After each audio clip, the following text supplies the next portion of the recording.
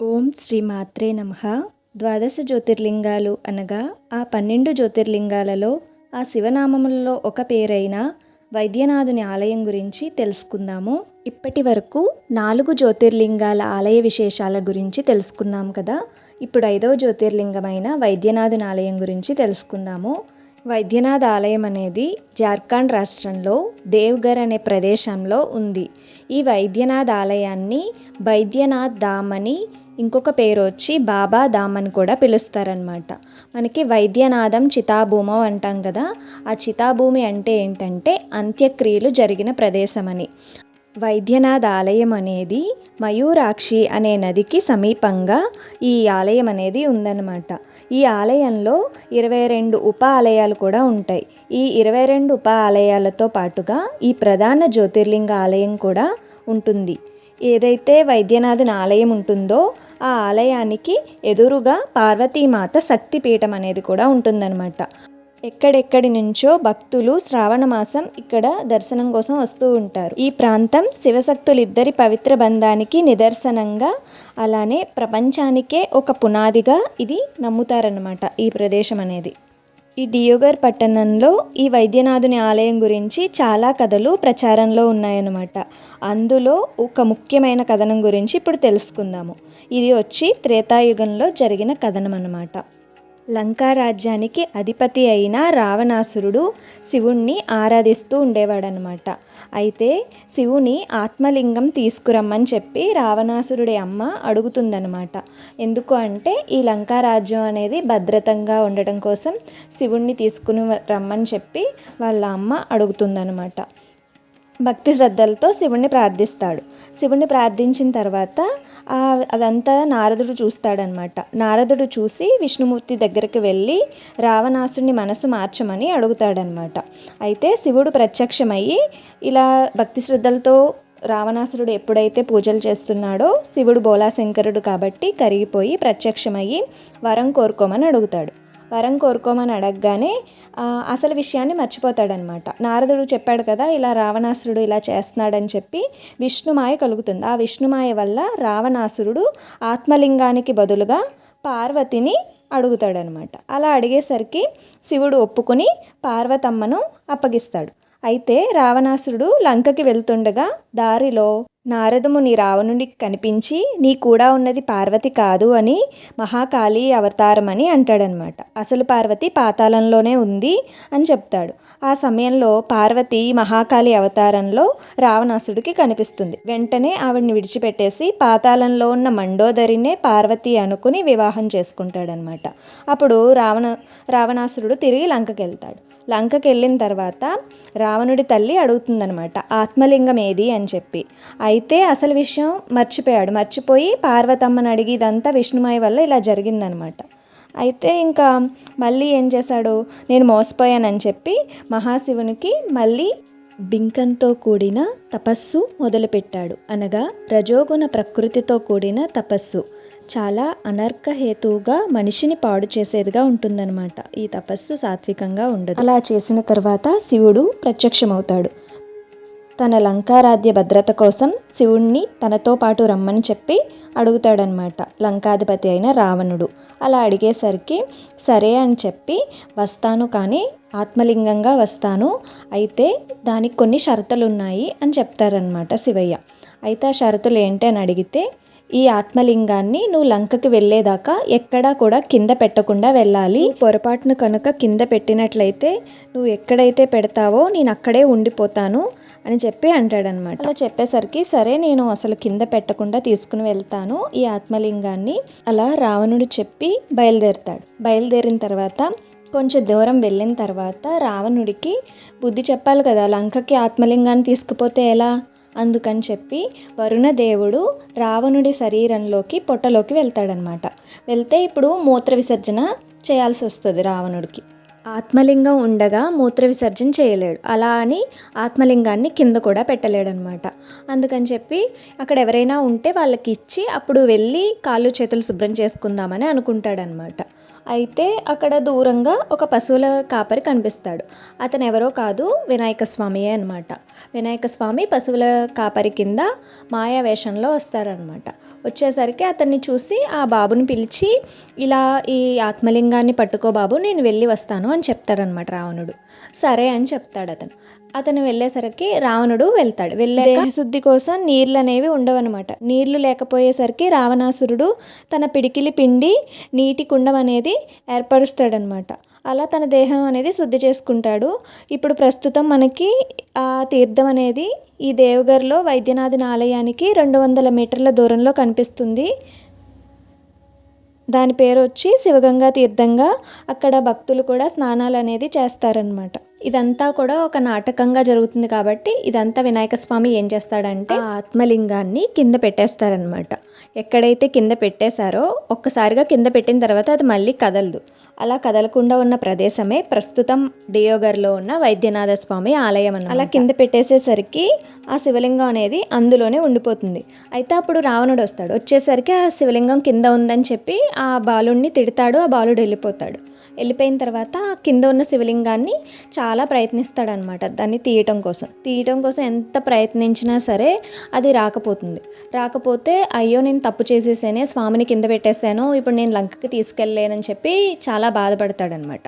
ఆ బాధ, కోపంలో, ఆ పశ్చాత్తాపంతో ఏం చేస్తారంటే ఆ రావణుడికున్న 10 తలల్ని ఒకదాని తర్వాత ఒకదాన్ని అలా నరుక్కుంటూ ఉంటాడనమాట. అలా నరికేసుకుంటూ ఉంటుంటే అప్పుడు శివయ్య ప్రత్యక్షమవుతాడనమాట. ప్రత్యక్షమయ్యి రావణుడికి అయిన గాయాల్ని నయం చేశాడు కాబట్టే వైద్యుడు వైద్యనాథుడు అయ్యాడనమాట. అలానే ఆ ప్రదేశం వైద్యనాథం అయింది. ఆ విధంగా రావణుడి ద్వారా వైద్యనాథ స్వామి ప్రతిష్ఠించబడ్డాడనమాట. అలానే ఇంకొకటి ఏంటి అంటే దేవతలకి వైద్యుడు ఎవరు? ధన్వంతరి. ఆ ధన్వంతరికి ఒకసారి అనారోగ్యం చేస్తుందనమాట. ఆయనకి అనారోగ్యం వచ్చినప్పుడు అతనికి సంపూర్ణ ఆరోగ్యాన్ని ప్రసాదించింది కూడా ఈ వైద్యనాథుడనే. అందుకనే అతన్ని మహావైద్యుడని కూడా అంటారని చెబుతూ ఉంటారనమాట.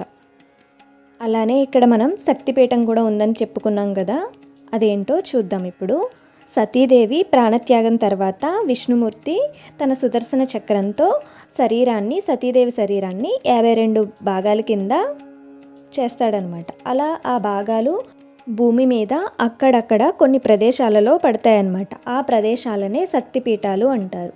ఆ 52 శక్తిపీఠాలలో 18 శక్తిపీఠాలని ముఖ్యంగా మనం చెబుతూ ఉంటాము. వాటిలో అష్టాదశ శక్తిపీఠాలలో ఈ శక్తిపీఠం దగ్గర సతీదేవి హృదయం పడిందని చెప్తారనమాట. ఈ వైద్యనాథుని ఆలయం దగ్గరే ఎదురుగా ఉంటుందన్నమాట ఆ ఆలయం అనేది.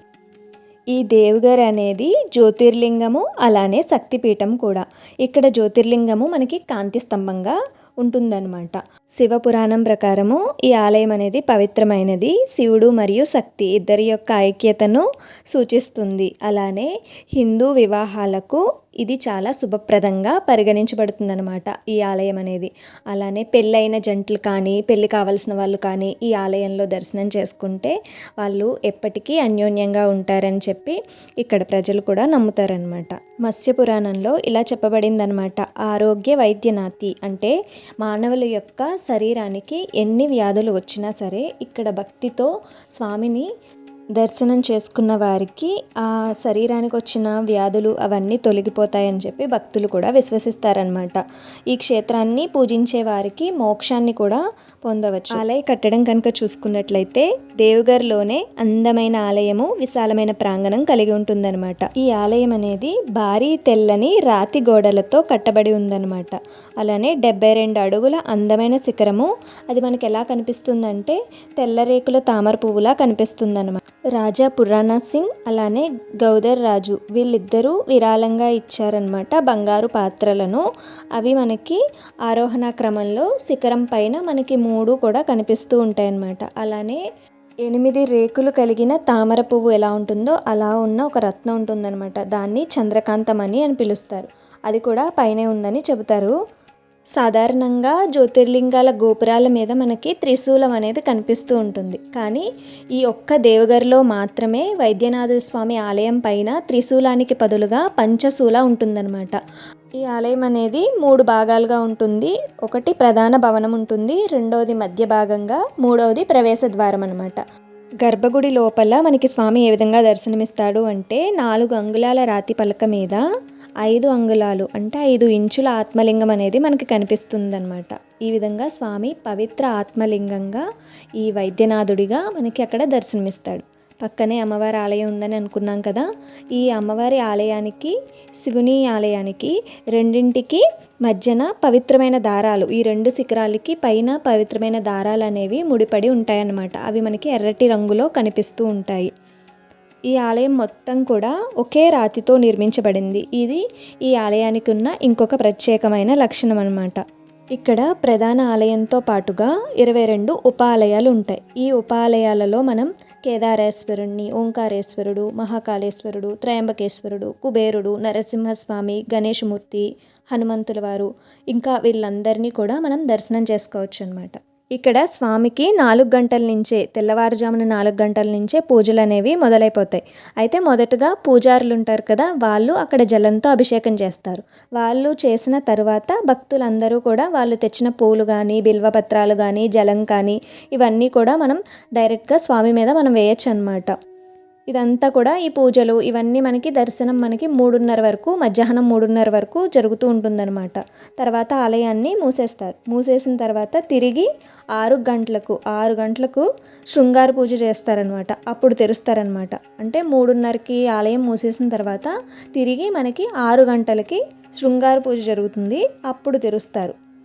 ఇక్కడ ఇంకా శివునికి నైవేద్యంగా ఏం పెడతారంటే దేవగర్ పేడ అంటారు. అంటే ఏంటంటే అది ఆవు పాలతో చేస్తారనమాట.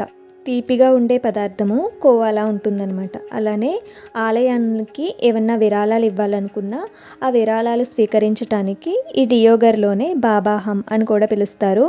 అక్కడ కార్యాలయం ఉంటుందన్నమాట. అక్కడ స్వామికి మనం ఏమన్నా విరాళాలు ఇవ్వాలనుకున్నా ఇవ్వచ్చు అనమాట. అలానే ఇక్కడ ఇంకా ప్రత్యేకంగా జరిగేది ఏంటి అంటే ఇది ఒక ప్రత్యేకమైన ఆచారం అన్నమాట. ఇక్కడ ఏం చేస్తారు అంటే శివపార్వతుల ఆలయాల శిఖరాలు ఉన్నాయి కదా, వాటిని ఎర్రటి దారాలతో కడతారనమాట.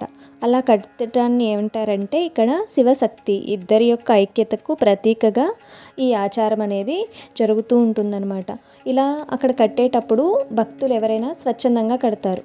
అలా కట్టడం అనేది కొన్ని సంవత్సరాల నుంచి జరుగుతుంది. అలా జరుగుతున్నప్పుడు ఈ స్వచ్ఛందంగా ఎవరైతే కడుతూ ఉంటారో వాళ్ళు 100 సంవత్సరాలు ఆరోగ్యంగానే బతుకుతారు అని చెప్పి 100 సంవత్సరాలు ఆరోగ్యంగా బతుకుతారు, అలా బతికారు కూడా అనేది అక్కడ ప్రజలు చెప్తారనమాట. ఇంకా ఏంటి అంటే ఇన్నిసార్లు వర్షాలలో అయినా ఎప్పుడైనా సరే అలా కట్టినప్పుడు ఇప్పటి వరకు కూడా అలా కట్టిన సమయాలలో ఎటువంటి ప్రమాదం అనేది కూడా జరగలేదన్నమాట ఇప్పటి వరకు. ఇక్కడ ఇంకా ప్రత్యేకంగా జరిగేది ఏంటి అంటే శ్రావణ మేళ అన్నమాట. ఇది ఎప్పుడు జరుగుతుంది అంటే జూలై, ఆగస్ట్ ఈ నెలల్లో వస్తుంది. ప్రత్యేకంగా ఇది ఎలా జరుగుతుంది అంటే సుల్తాన్ గంజ్ నుంచి గంగా జలం అనేది తీసుకొస్తారనమాట. తీసుకుని వచ్చి శివునికి సమర్పిస్తారు. ఈ శ్రావణ మేళ అనేది జరుగుతున్నప్పుడు ఎక్కడెక్కడి నుంచో వస్తారనమాట. వచ్చిన వాళ్ళు సుమారుగా 8 మిలియన్ వరకు ఉంటారని చెప్పి అంచనా అన్నమాట. గంగా జలాన్ని తీసుకొచ్చి స్వామికి సమర్పిస్తారంటున్నాం కదా, అది ఒక ప్రత్యేకంగా జరుగుతుందనమాట. అది ఎలా జరుగుతుంది అంటే గంగా జలాన్ని 2 కుండల్లో సేకరిస్తారు. సేకరించిన తర్వాత ఒక వెదురుకర్ర తీసుకుంటారు. ఆ వెదురుకర్రని అందంగా అలంకరించుకుని ఆ వెదురుకర్రకి ఇటొక చివర అటొక చివర ఆ కుండల్ని ఏర్పరుస్తారనమాట. అది ఎలా అంటే ఒక కావిడి ఉంటుంది కదా, అలా అన్నమాట. అలా తయారు చేసుకున్న దాన్ని భజనలు చేసుకుంటా వాళ్ళు 108 కిలోమీటర్లు నడిచి వచ్చి వైద్యనాథుని స్వామి ఆలయంలో ఆ స్వామికి సమర్పిస్తారనమాట. ఈ యాత్రను ఏమంటారు అంటే కన్వార్ యాత్ర అంటారు. కన్వార్ యాత్ర అనేది అతి వైభవంగా ఈ శ్రావణ మాసంలో జరుగుతుంది. తర్వాత ఇంకా ఇక్కడ ఏంటి అంటే అన్ని జ్యోతిర్లింగాలకి త్రిశూలం ఉంటుంది, ఇక్కడ మాత్రం పంచశూల ఉంటుంది అని చెప్పుకున్నాం కదా. పంచశూల ఏంటంటే త్రిశూలానికి మనకి 3 కొనలు ఉంటాయి కదా, అలా ఈ పంచశూలానికి ఏమిటంటే 5 కొనలు కనిపిస్తూ ఉంటాయి. ఈ 5 కొనలు దేనికి ప్రతీకగా చెప్తారు అంటే కామం, కోపం, దురాశ, మోహము, అసూయ. ఈ 5 లక్షణాలు మానవుడికి ఉంటే ఆ మానవుడు ఎలా ఉంటాడు? కామక్రోధుడై క్రూరుడుగా ప్రవర్తిస్తాడనమాట. ఆ 5 లక్షణాలని మానవుడిలో లేకుండా నశింప చేయటానికి ఈ పంచశూల ప్రతీకగా ఉంటుందని చెప్తారు. ఇంకొకటి ఏంటి అంటే ఈ పంచశూల ద్వారానే ఈ వైద్యనాథ ఆలయానికి భద్రత ఏర్పడిందని చెప్తారు. అంటే ఇప్పటి వరకు ఎన్నో ప్రకృతి వైపరీత్యాలు వచ్చాయి కదా, వాటన్నింటి నుంచి కూడా ఇప్పటి వరకు ఆ ప్రకృతి వైపరీత్యాలు బారిన పడకుండా ఈ పంచశూల కాపాడిందని చెబుతారనమాట. అలానే ఇక్కడ ఆత్మలింగానికి చిన్న పగిలి ఉంటుందన్నమాట. దానికి కారణం రావణాసురుడు పైకి లాగడానికి చాలా ప్రయత్నించాడు కదా, అదొక కారణంగా కూడా చెప్తారు. ఇక్కడ శివుణ్ణి బాబా వైద్యనాథ్గా అంటాం కదా, ఆ వైద్యనాథుడిని కనుక మనం దర్శనం చేసుకుని ఆ చితాభూమిని కనుక దర్శించినట్లయితే మనకి సర్వరోగాలు మాయమవుతాయని చెప్పి చెప్తూ ఉంటారు. మనం వైద్యనాథుని ఆలయాన్ని చేరుకోవటానికి యాత్రా బస్సు ఉంటుంది, అలా వెళ్ళొచ్చు. లేదంటే రైళ్ళ ద్వారా వెళ్తే కనుక దేవగర్ రైల్వే స్టేషన్లో దిగి అక్కడి నుంచి గుడికి వెళ్ళటానికి మనకి 12 నిమిషాలు పడుతుందన్నమాట. లేదంటే విమానాశ్రయ ద్వారా అంటే దేవగర్లో విమానాశ్రయం నుండి ఆలయానికి 30 నిమిషాలు పడుతుందన్నమాట. ఈ విధంగా మనము వైద్యనాథుని ఆలయానికి వెళ్ళి దర్శనం చేసుకోవచ్చు. ఇది 5వ జ్యోతిర్లింగమైన వైద్యనాథం చితాభూమం అన్నమాట. తర్వాత వీడియోలో 6వ జ్యోతిర్లింగం గురించి తెలుసుకుందాము. ఓం శ్రీ మాత్రే నమః. హర హర మహాదేవ్ శంభో శంకర.